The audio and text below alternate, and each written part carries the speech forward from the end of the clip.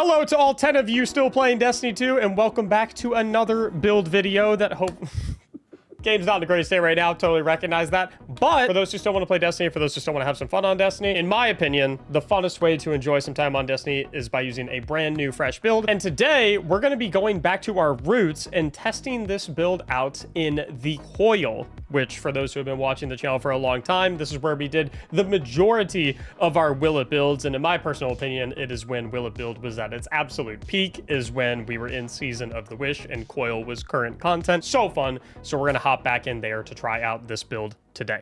You see all this goodness right here? I'm giving it away to you. We got 2 Alienware wireless headsets, 2 Alienware wireless mice, 2 Alienware wireless keyboards. Oh my god. 2 34-inch Alienware monitors. This thing is the size of me. And an Alienware PC. And they're all being given away during my subathon, which is going on my live stream right here, right now for the next couple of days. So just go ahead and come in and stop by. You can watch myself and my team tackle the epic raid. You can watch us put together a whole lot of builds. And of course, throw your hat in the ring to win some of these awesome giveaway prizes. And I also want to thank Alienware so much for providing all of this stuff for me to give away to you guys during this subathon. They are an absolute fantastic partner of the channel, and if you're ever interested in purchasing any Alienware product, you can use my affiliate link in the description down below. And with this build, I really think we do have something special today. We're kicking things off with the Mactics chest Warlock exotic armor piece, which is featured gear at the current moment, so you can use this build in any avant-garde content, in any conquest, things of that nature. And you'll also get the damage resistance bonuses from all of the pieces by using this build, because this exotic armor piece is featured. It's got Stylostixis, where targets damaged by arcane needle emit a suspending detonation when defeated, and landing multiple arcane needles on the same target, 2 specifically, immediately triggers a larger, more powerful detonation, and defeating suspended targets is going to grant us melee energy, and we can stun barrier champions with our arcane needles. So this is a very suspend, crowd control centric build, but that does not mean that this build doesn't have a lot of damage, because if we go over to our subclass, we're going to see what we have picked out. First aspect, we've got Feed the Void. Defeat a target with any ability to activate Devour. That is also going to count the threadlings that we generate from our second aspect of this build, Weaver's Call, where anytime we activate our class ability to weave 3 threadlings, we deploy any threadlings that we have perched. The 3 threadlings that we generate from our class ability activation count as ability damage because they were generated from an ability source, our class ability, and so those threadlings will also give us Devour. Obviously, we have ways to get our Devour as well through Arcane Needle, through Storm Grenade, all that good stuff. Weaver's Call also allows us to deal damage and defeat targets to generate perched threadlings as well, which of course perched threadlings will, as you're damaging targets, one by one hop off of you to go and attack whatever target that they see. Another nice thing with Feed the Void is that this is the enhanced version of Devour, so that we get double the heal and double the grenade energy anytime we defeat an enemy while we have Devour, and of course we extend the duration of Devour as well. For our melee ability, obviously we're going Arcane Needle. This thing is going to unravel anything that it hits, and it obviously synergizes perfectly with the Mactics. In fact, the Mactics exotic chest piece doesn't really work unless you're using Arcane Needle. Get 3 charges with this bad boy, nice and easy. A cool little fun fact about Arcane Needle, by the way, that I feel like maybe a lot of people don't know about, is that the more charges of Arcane Needle that you have fully charged, the faster the next charge will actually come back. So if you're completely empty on charges for Arcane Needle, you only regenerate Arcane Needles at a 1.16 times rate. Whereas if you have 1 full charge, you'll generate the second Arcane Needle charge at 1.64 times speed. And if you have 2 full charges of Arcane Needle, you'll actually generate the third at 2.6x speed, which means if you're trying to maximize efficiency with this build and have maximum uptimes on your Arcane Needles, you only ever want to use that third charge and try to keep those first and second charges pocketed. And what's going to happen is it's going to make it so that passively that third charge is going to regenerate a lot more quickly than, say, the first or second charges would if you're completely out of Arcane Needle energy. However, I will say that since defeating suspended targets does grant melee energy through Mactics, and with how much we're going to be suspending enemies with this build, there are going to be a lot of situations, especially in ad-dense environments, where you're going to be perfectly fine just letting 3 Arcane Needles fly back to back to back off the rip. As far as the rest of the subclass goes, I first want to talk about our fragments. I like the facet of purpose here, where picking up an Orb of Power is going to grant you an elemental buff based on the damage type of your super. We can talk more about which super you should use and therefore which elemental buff you'll be getting in a second. I also like the facet of Hope, where while you have an elemental buff, your class ability is going to regenerate more quickly. We are obviously basically always going to have Devour up, which means we'll have a minimum of 1 stack of Facet of Hope. If we get a second elemental buff, then we'll have 2 stacks of Facet of Hope, which actually gives us even faster class ability regeneration. And the way we can easily get that second buff is through our third fragment, the Facet of Dawn, where powered melee hits, aka our arcane needles, are going to make us radiant, and powered melee final blows will also make our nearby allies radiant. And the reason it's really important that we have fast class ability regeneration is because our class ability for this build is Phoenix Dive, which is not only great for a very quick and rapid heal for both us and all our nearby allies, but Phoenix Dive is the fastest class ability to activate on Warlock. It's very fast to regenerate, and whenever we use our Phoenix Dive, we proc our Weaver's Call and generate 3 Threadlings and go ahead and just get more Threadlings on the battlefield, more overall damage. So having a lot of elemental buffs to give us faster class ability regeneration through Hope to get us more Phoenix Dives, overall better heals, overall more Threadlings. Also got the faster protection, where while surrounded by combatants, you're more resistant to incoming damage, and plus 10 to our melee stat, which is helpful for higher melee regeneration uptime. Keep in mind that with the new stat rework, all ability regeneration gains, both from things like exotic perks, like for example Matiodoxia refunding melee energy when we defeat suspended targets, that is going to scale based on our melee stat. So if we have 100 melee stat, we're going to get way more melee energy from defeating those suspended targets, as opposed to if we only had 20 melee stat, for example. So the plus 10 on protection is really nice in conjunction with the base benefit that it gives. I like going the Facet of Dominance here, where our void grenades are going to weaken targets and our arc grenades are going to jolt targets. And with that in mind, you kind of have 2 options for grenades right here. You can either go Vortex Grenade if you want to go the Void option and take advantage of the Weaken on Facet of Dominance,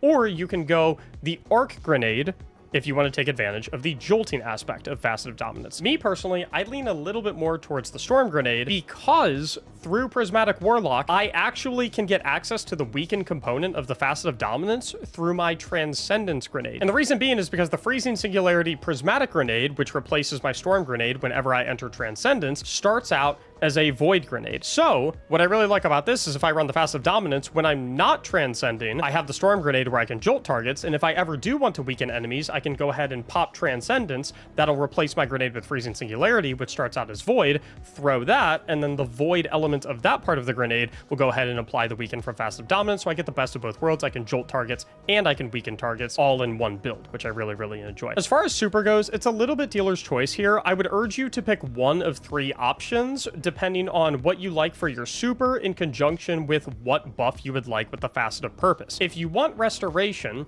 and you enjoy Song of Flame, you enjoy like the running around, throwing stuff at everything, then I think that is a very solid pick. Alternatively, you could go Void Overshield, which admittedly in my opinion is not as good of a buff as something like Restoration or Woven Mail, but still decent as well. And you can go with the bursty option of Nova Bomb. My personal favorite though is I love going Needle Storm because I think Needle Storm is a really fun super, and I really like this because it gives us Woven Mail on Orb of Power pickup through the Facet of Purpose. And the reason I really love Woven Mail with this is because we already have a lot of ways to heal and get our HP back, primarily through Devour and through Phoenix Dive diving. The angle that I'm looking at this at, to be honest, is I already have 2 sources of healing, and I would rather have a source of very high damage resistance as opposed to a 3rd source of healing, if that makes sense. If you would prefer to have the 3rd source of healing and go Song of Flame, be my guest. I think it would still be absolutely spectacular for this build. As far as stats go for this build, I would say that the 2 most important stats are going to be your grenades, so that you can be throwing your Storm Grenade / Vortex Grenade as much as possible, because generally speaking, your grenade's very good. It synergizes with your Facet of Dominance, and it's going to be an easy way to proc Devour. Like, the more chunks of grenade energy you're going to get per kill because of Devour, so you have very high grenade uptime. Second stat is going to be having 100 melee, so that you get better melee energy refunds through Matiodoxia when you defeat suspended targets, and obviously because Arcane Needle is very important for this build, because that is how you proc Matiodoxia. Third, I would go your class stat, because being able to spam Phoenix Dive for healing is great. It's great because it procs Weaver's Call and releases a bunch of Threadlings, and it's going to get a lot more mileage out of the bonus class ability regeneration that you have through the Facet of Hope. Number 4, I would go super stat, get as much as you can in there, and then finally get as much in the weapon stat as you can right there. As far as weapons go with this build, there are no required weapons. So if you're not a fan of using bows, as you see I currently have Wishkeeper on at the moment, it's okay. You can truly use whatever you want with this build. I like Wishkeeper a lot because of how well it synergizes with this build, specifically because of how effective it is at suspending targets. Don't get me wrong, you suspend things plenty with your Arcane Needles and Matiodoxia, but if you ever do run out of Arcane Needles, or you're ever unable to get the final blow with the needle or final blow on the target to do the suspending blast, being able to have the Snare Weaver and put out the web of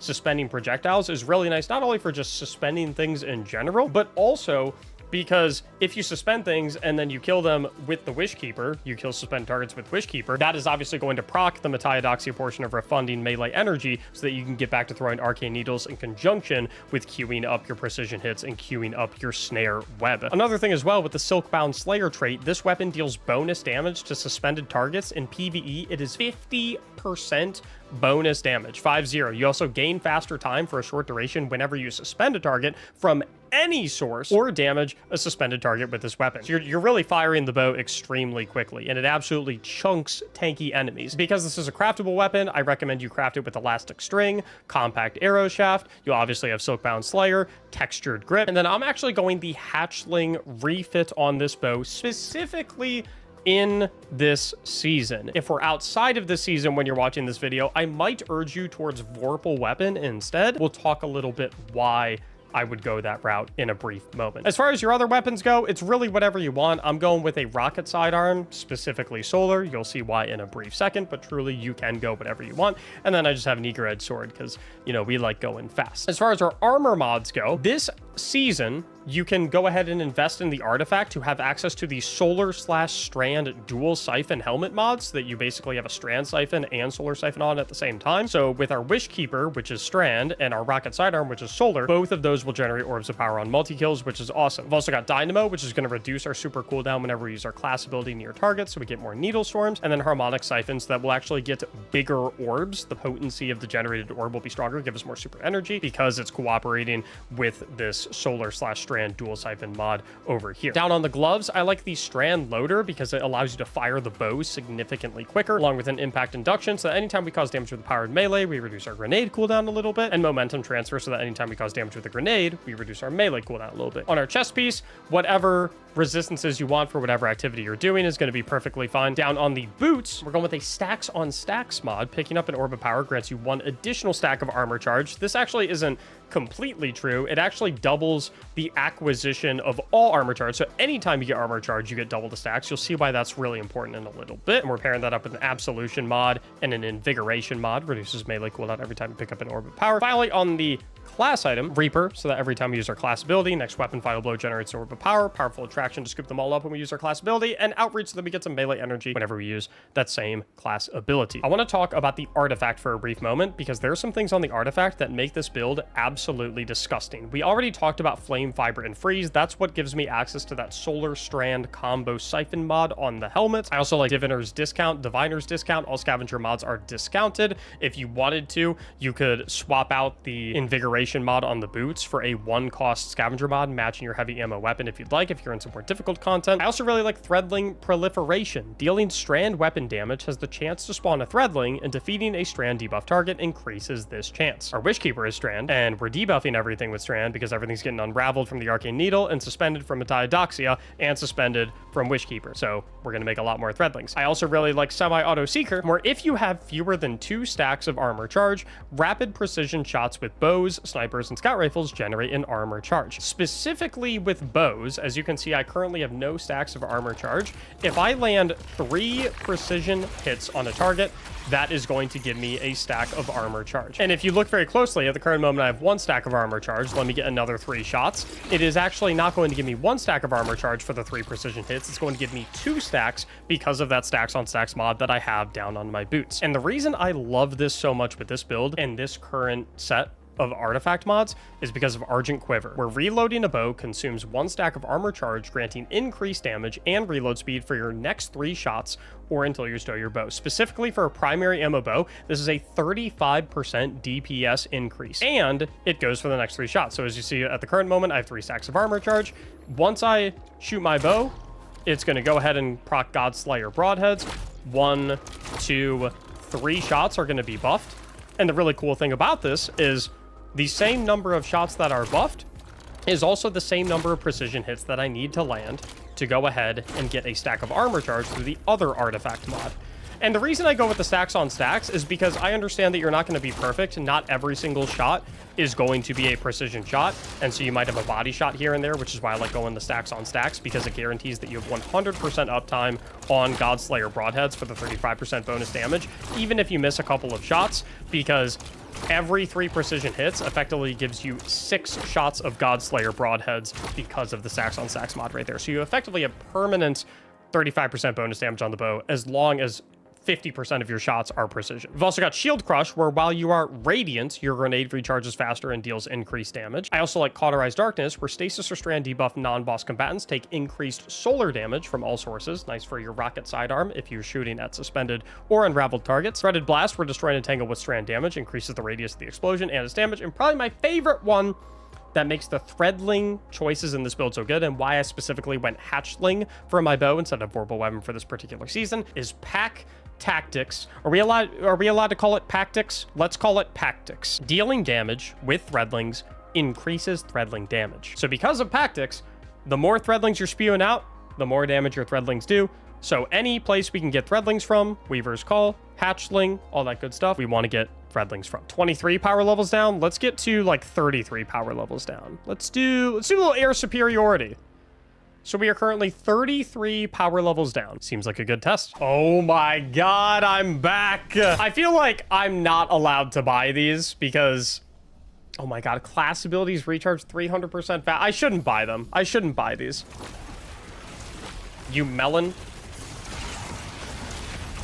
All right, so already we threw an Arcane Needle at the right side Phalanx, and then we killed him, and the Suspending Blast from him, thanks to Metaidoxia, exploded him and suspended the left side Phalanx. Let's get the Snare Net out. Throw that. Hit a Phoenix Dive, summon some Threadlings. Throw a little Storm Grenade out there, hopefully get a final blow with it. Get our Devour prockin'. Let's throw some Arcane Needles. Unfortunately, it doesn't seem like I'm getting any of the final blows on these enemies. We already have 3 Arcane Needles back, so I'm just going to throw a couple because that's going to suspend everything right there. Boom, we have our Devour, so we'll throw our Storm Grenade. And our bow is currently dealing 50% bonus damage because we were shooting at a suspended target, plus another 35% bonus damage because we had the God whatever arrows because we had armor charge. All right, so we'll throw a needle right there, suspend those 2 Scions. We have our Snare Weaver ready, so we'll do our hip fire on the bow. Throw it out there, try and suspend these guys. I got the Thrall. Throw another needle, throw a Storm Grenade. Got a Tangle. Let's hit a dive so we make Threadlings.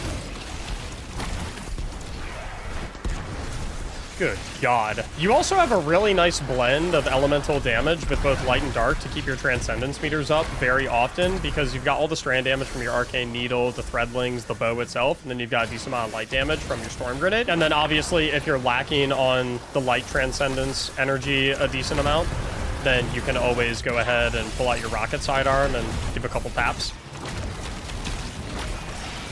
Throwing our Storm Grenade. I'm gonna rip another Needle Storm, because apparently I have that back up already. Let me hit a Phoenix Dive so I generate my Threadlings. They'll go and attack that Ward Weaver. And then I'll go ahead and throw out the Snaring Field. Another Storm Grenade. I'm going to make sure I kill this Tangle with strand damage specifically, because that takes advantage of that Threaded Blast, where it has a larger explosion radius and does bonus damage. Okay, and so here's what I'm talking about, where I was talking about the Facet of Dominance with our Transcendence Grenades. We can go Storm Grenade to Jolt, then proc Transcendence, then throw a grenade immediately after. So he has Jolt and Weaken on him right now. Now we just weaken again. Just keep throwing needles, keep diving, keep throwing needles, more grenades. Keep shooting with our bow, another needle. Shoot with our bow again, more grenades, another needle. I suspended everything because of Metaidoxia, because that needle got a kill. Throw out our Storm Grenade. Get him, boys!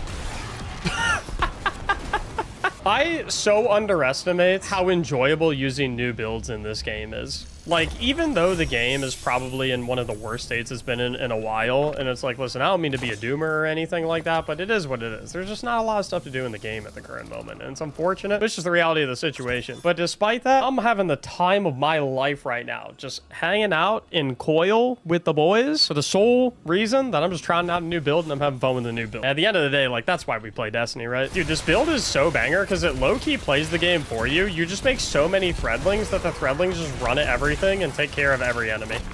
You really don't even, like, have to aim at most stuff. I think it might be 3 arcane needles, by the way, to suspend a target without getting the final blow on it, right? Like, obviously with Metiodoxia, if you throw an arcane needle at a target, it marks it, and then if you kill that target, it does the suspending blast. I think if you're doing a tanky target, I think it seems like you have to throw 3 needles, actually, to get the suspension to go off. Yo, I know I haven't done the coil in a long time, but let me tell you what, I remember these. I remember these. Wait. Why are you the way that you are? Flashback, simpler times. It really, dude, it really is something. I don't know what it is. I'm telling you guys right now, even if the loot isn't worth it, even if it doesn't drop any gear that you want, I'm telling y'all right now, just trust me. Hop into the coil. Would it be a blasphemous thing to say that the coil tied with the menagerie is tied with the menagerie for being the best seasonal activity ever made? Transcending. We've got Jolt and Weaken on him once again because we threw our Storm Grenade right before we pop Transcendence so that we can get our Weaken Freezing Singularity Grenade. I'm just ability spamming right now. Keep in mind, this build, my current setup, I don't even have a heavy weapon. I have an Eager Edge Sword that I'm not even swinging at targets. It's like, we could be doing even more work if we throw on like a rocket or a grenade launcher or a machine gun or something like that.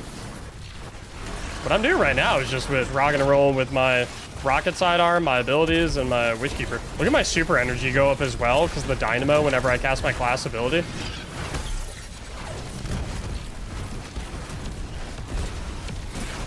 I'm about to get another Needle Storm. I just used it like 20 seconds ago. Watch when I do my Phoenix Dive. It'll give me a massive chunk. Another one. Needle Storm. Dead.